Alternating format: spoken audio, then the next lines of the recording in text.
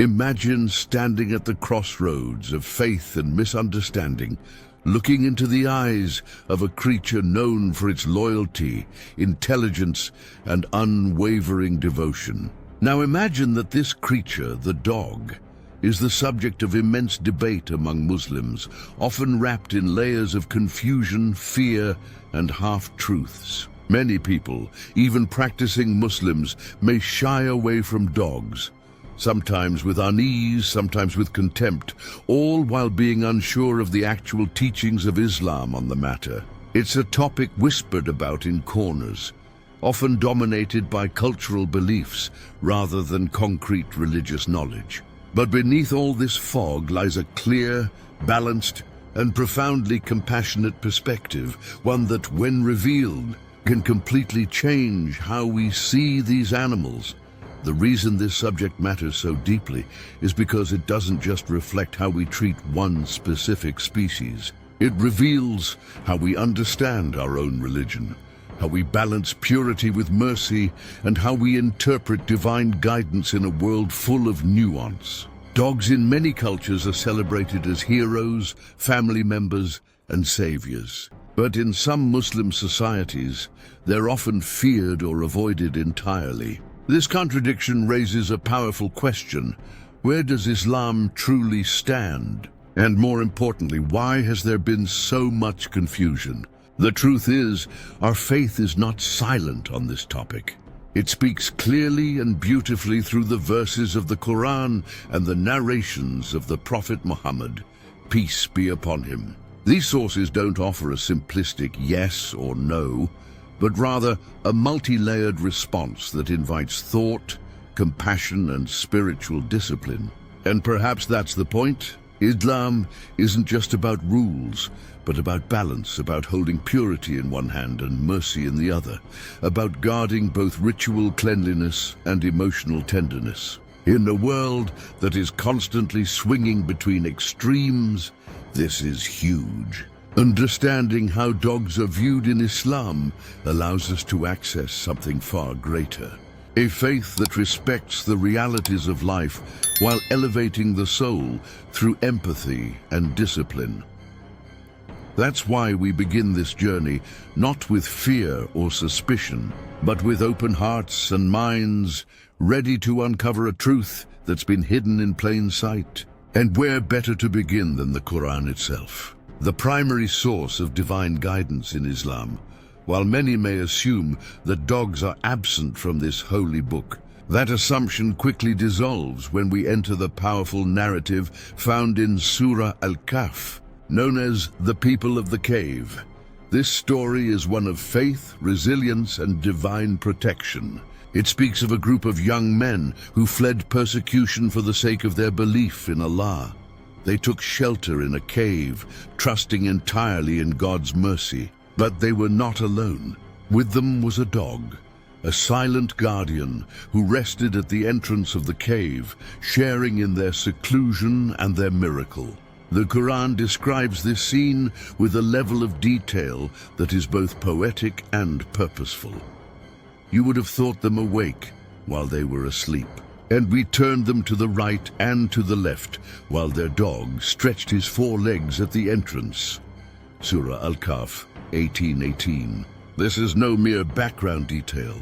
The dog is mentioned multiple times in the passage, and his inclusion among these righteous youths is intentional. Why would Allah choose to highlight an animal, especially one later labeled by some as impure? The answer lies in the symbolic and spiritual significance of his presence. This dog was not excluded from the miracle, nor was it treated as a contaminant. It was part of the group, part of the blessing, protected under the same divine care that sheltered the believers. This isn't just a story about the endurance of faith. It's a message to every Muslim. Dogs are not inherently unworthy or impure. When aligned with righteousness, even a creature often misunderstood or rejected becomes a witness to divine mercy.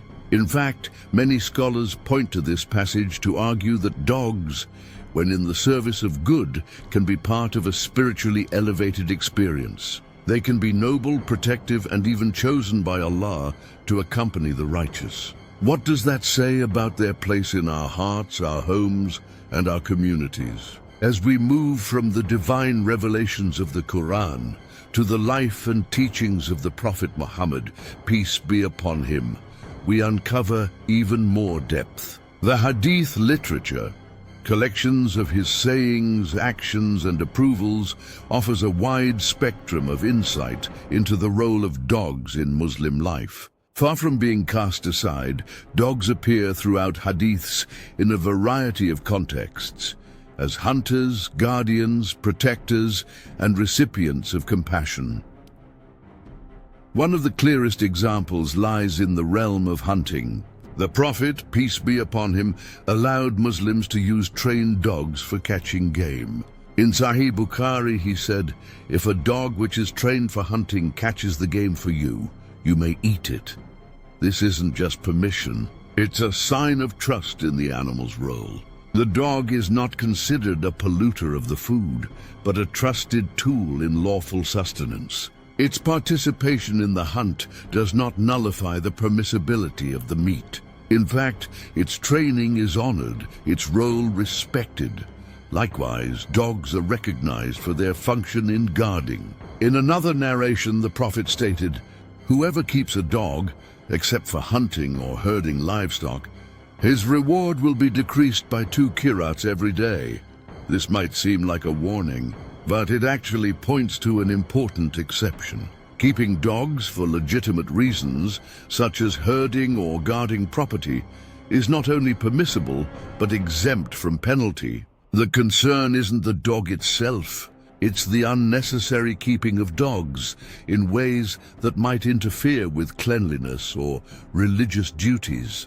But when the need is valid, the reward remains intact. Islam again shows its commitment to balance and practicality. Then comes perhaps the most touching narration of all. The story of the prostitute from the children of Israel who encountered a thirsty dog near a well. She saw it panting, desperate for water. With no one else around, she took off her shoe, filled it with water, and quenched the dog's thirst. Because of this small act of compassion, Allah forgave her sins. Think about that. A woman who had lived a life many would judge harshly was granted forgiveness not through a grand gesture, but through kindness to a suffering animal. In that moment, the dog became a vessel of divine mercy, a key to salvation. This hadith not only elevates the dog, but redefines our understanding of piety.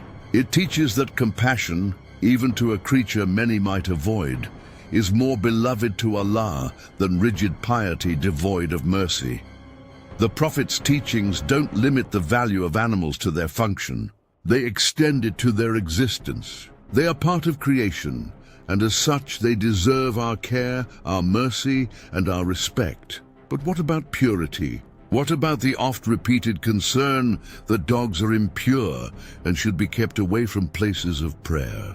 This is where many misunderstandings begin and where clarity is most urgently needed. Islam places tremendous importance on ritual purity, particularly before performing acts of worship. But this does not mean the entire animal is impure or unworthy. It means we are called to be mindful and clean, not fearful and avoidant.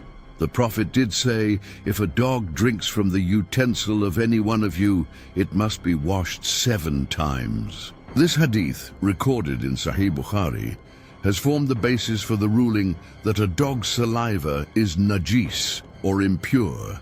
But it's crucial to recognize the scope of the ruling. It refers to saliva, not the fur, not the presence, not the dog as a being. This differentiation is key. It teaches us how to maintain purity without casting judgment or hatred toward the animal itself. Different schools of thought interpret this ruling with slight variation. The Maliki school, for instance, considers dogs as not impure in essence, and only applies this purification ruling out of precaution or for utensils used in eating. The Hanafi school emphasizes practical cleanliness without attributing impurity to the dog's body. Across the board, scholars agree on one thing. The goal is cleanliness, not vilification. In fact, by allowing dogs in certain roles and even acknowledging their presence in Quranic stories, Islam reveals its deeper objective: to guide Muslims in a life of discipline, mindfulness, and compassion. It's not about exclusion, but about responsibility. You can benefit from a dog service, share space with it, and even care for it deeply, as long as you maintain cleanliness for acts of worship. That's the beauty of Islam's guidance. It doesn't demand detachment from the world, but invites you to walk through it with awareness, grace, and mercy. And when we embrace that understanding, everything begins to make sense. Dogs are not forbidden. They are regulated. They are not impure beings. They are part of a divine system that calls us to balance our love for creation with our devotion to the Creator. When viewed through this lens, every hadith, every verse, every ruling becomes a stepping stone toward a richer, more compassionate faith. When you strip away all the scholarly debates and surface-level rulings, what remains at the core of Islam is a heartbeat, a pulse of compassion that flows through every verse, every command, every prophetic example. And nowhere is that compassion more powerfully felt than in the treatment of animals. Islam doesn't just allow kindness toward animals, it commands it. It elevates it to a moral imperative, something that reflects the very condition of a person's soul. And dogs, often caught in the tangle of cultural taboos and legalistic interpretations, are no exception to this rule of mercy.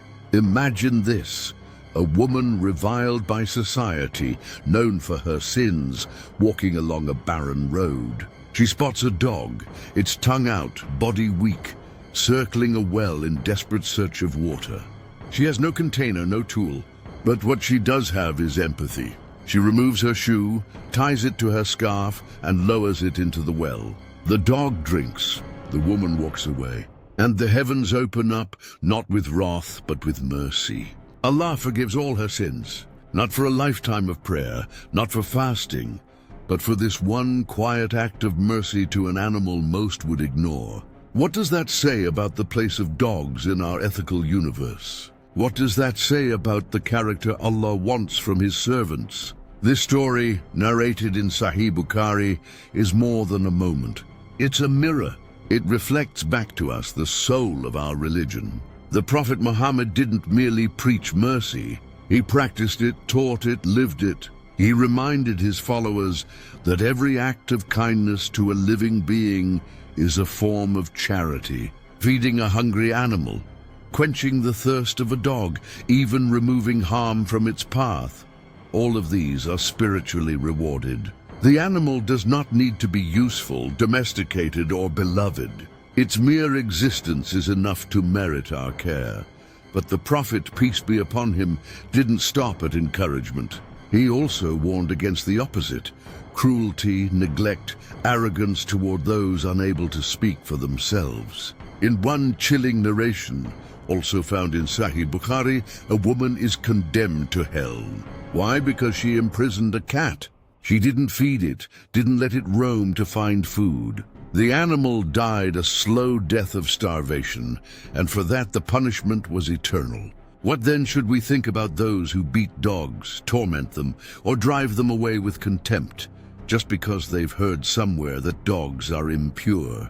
The Prophet condemned unnecessary harm, whether it was to a cat, a bird, or a dog. He said that anyone who kills even a small bird without just cause will be questioned by Allah on the Day of Judgment. That is the weight of taking life in Islam.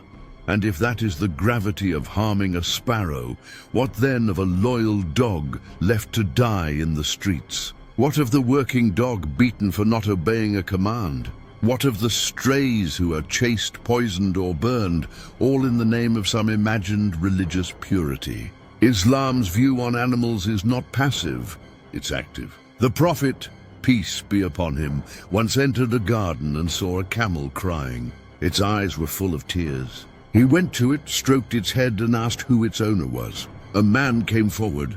The Prophet said to him, "Do you not fear Allah regarding this animal He has placed in your care?" This is the true prophetic legacy, a legacy that doesn't separate worship from ethics, that doesn't see animals as below us, but as part of the trust we've been given. And dogs, with their loyalty and service, stand at a unique crossroads in this ethical landscape. In many parts of the Muslim world today, dogs are not only cared for, they are essential partners in the daily lives of families, workers, and entire communities. In rural areas, shepherds still rely on dogs to protect their flocks from predators. In urban centers, police forces deploy trained dogs to locate missing persons, detect explosives, or protect civilians during high-risk situations. These aren't hypotheticals. They are real, lived examples of how dogs contribute meaningfully to the safety and well-being of Muslims everywhere. In countries like Turkey, Indonesia, and parts of the Middle East, working dogs are not considered impure burdens. They are respected members of society. Their utility is not seen as contradicting Islamic values, but rather fulfilling them. Because at its core, Islam is a religion of benefit. Anything that brings about good, prevents harm, or protects life is praised and encouraged. And if a dog can do that, if it can guide the blind, calm a child with autism, detect seizures before they happen, then that dog becomes a vessel of divine mercy. In these communities, we see the practical integration of Islamic law and modern reality. Dogs are kept for service, but precautions are taken to maintain cleanliness. Muslims who handle dogs wash before prayer, avoid contact with saliva, and keep separate spaces for worship. The idea is not to reject the animal, but to live responsibly alongside it. Just like one wouldn't wear muddy shoes into the masjid, one wouldn't allow a dog to interfere with purity rituals. It's not about fear, it's about mindfulness. And this mindfulness extends even to dogs, kept as companions. Across the world, there's a growing number of Muslims who keep dogs as pets, not just for work or guarding, but for love. These Muslims understand the legal rulings, but also see the bigger picture. Cleanliness can be maintained, boundaries can be set, and affection does not have to be forbidden. They wash their homes, limit the dog's access to prayer spaces, and ensure they're always in a state of readiness for worship. They understand that Islam is a religion of balance, not restriction for the sake of restriction. This shift in perception is also helping to challenge long-held misconceptions. In many communities, cultural beliefs about dogs have overshadowed religious teachings. Stories have circulated for generations, claiming that angels won't enter a home with a dog. While there are hadiths mentioning this, they are often taken without context. Scholars have explained that these narrations refer to specific circumstances, such as dogs being kept inside unnecessarily or causing filth in spaces designated for prayer. They are not blanket condemnations, and more importantly, they are not excuses to mistreat or fear dogs. The deeper message is one of discipline, not disdain. Islam teaches that purity must be protected, but not at the cost of kindness. Rules about cleanliness are meant to guide us, not harden us. When understood properly, they help us live in harmony with Allah's creation, not in conflict with it. This is where the role of scholars becomes crucial. Scholars throughout Islamic history have engaged in detailed debates about the impurity of dogs, not to vilify them, but to better understand how to live responsibly around them. Imam Malik, the founder of the Maliki school of thought, did not consider dogs to be impure by default. His school holds that only the saliva is problematic, and even that is treated with caution, not paranoia. Imam Abu Hanifa of the Hanafi school offered similar reasoning. The emphasis is always on managing contact, not banning the animal. Unfortunately, these nuanced discussions are rarely shared with the public. What reaches the average Muslim is often a stripped-down version of the rulings. Dogs are najis. Don't touch them. But this is a loss for the community, because when rulings are detached from wisdom, they become barriers instead of bridges. They foster fear instead of understanding, and they push people away from the very faith that was meant to uplift them. It is in this environment that misconceptions thrive. Many Muslims today genuinely believe that owning a dog is haram, that keeping one as a pet, even in a clean and controlled environment, is a sin. They may avoid dogs entirely, even when they're in need. They may deny their children the chance to experience the love and loyalty of a canine companion, all because of misinformed fear. But the truth is more compassionate, more flexible, and more beautiful than that. Islam never told us to hate dogs. It told us to be clean, to be careful, and to be kind. And when those three values are understood together, they create a path where dogs are not forbidden, but understood. Not feared, but respected. Not shunned, but embraced.